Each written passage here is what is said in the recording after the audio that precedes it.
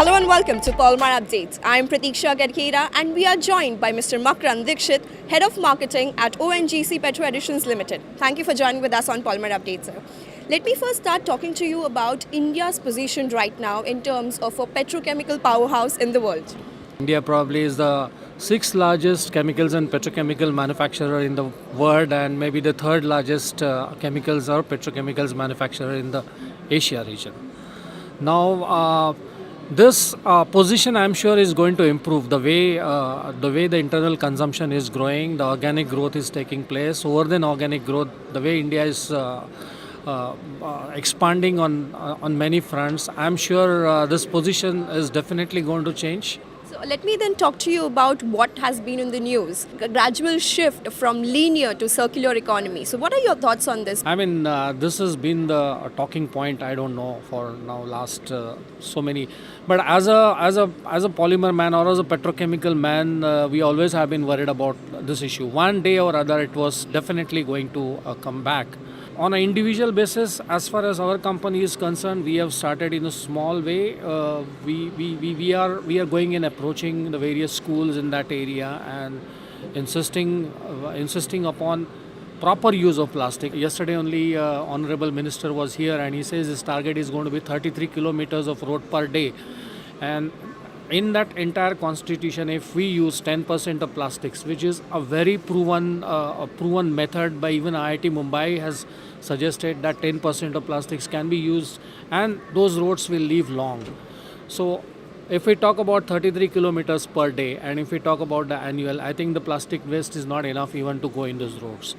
So now let me then talk to you about the innovations brought on stream by ONGC Petro Additions Limited. See, in the field of chemicals or petrochemicals, the major advantage is to have the latest technology.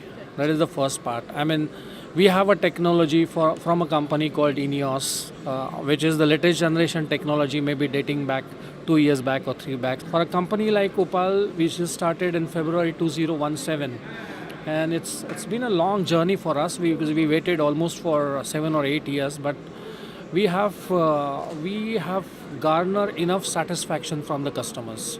As far as the product, the marketing innovations are concerned, currently we are going through a phase where we are penetrating the market and the most innovative thing probably what we have done is that, yes, along with the best quality available, our prices are attractive enough for the customers not to attract any imports.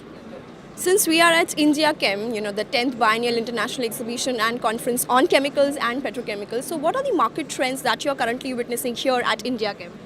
As far as chemicals are concerned, I mean, it is an irony that the main feedstocks, ethylene and propylene, probably the rate at which they are going into polyethylene and polypropylene are much more compared to any other country. There is a humongous demand for these products in the country. Quite a few international manufacturers, co-producers, internationally known petrochemical manufacturers are planning to come India and they want to set up a shop in India for these products. Because these are the products where there is a value addition is probably much higher than the polymers. So talking about the market trends, how has it changed over the last few years? See, the power centers have completely shifted. I mean, some time back it was the Middle East advantaged feedstock, which was the main key point for the petrochemicals market because they had the feedstock, they had the advantaged feedstock, I would say, but they never had the market. So they were 100% dependent on exports to the other countries. Whereas countries like India always have been supported by own consumption, but unfortunately 70% of Indian crude is imported today. So we are completely dependent on imported crude for our finished products. But at the same time, the situation is different when it comes to refining because India has excess capacity in refining and you will find India exporting fuels to the neighboring country. So India always have a surplus naphtha, which is the main feedstock for any chemical or petrochemical industry. So as the time goes on, probably, and unfortunately, I don't know, but this feedstock is available with most of the public sector undertakings, PSUs. So everybody wants to take advantage of this additional feedstock, and I'm not surprised.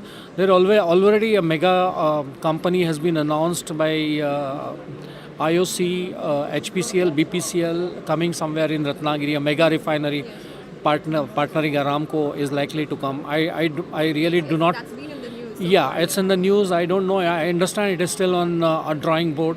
But one day, if that sees the light, then yes, I mean, there's an additional maybe another 1.5, 1.8 million tons will be coming on the board. Another one in the line to come is now Paradeep refinery of Indian Oil. So with all this, I'm sure, I mean, India is heading for good days in petrochemicals and chemicals. We hope the best for you and thank you for speaking with us. This was Mr. Makarand Dixit speaking exclusively to Polymerupdate on petrochemical industry in India. For more videos on plastics and petrochemicals, subscribe to our YouTube channel. Many thanks for watching.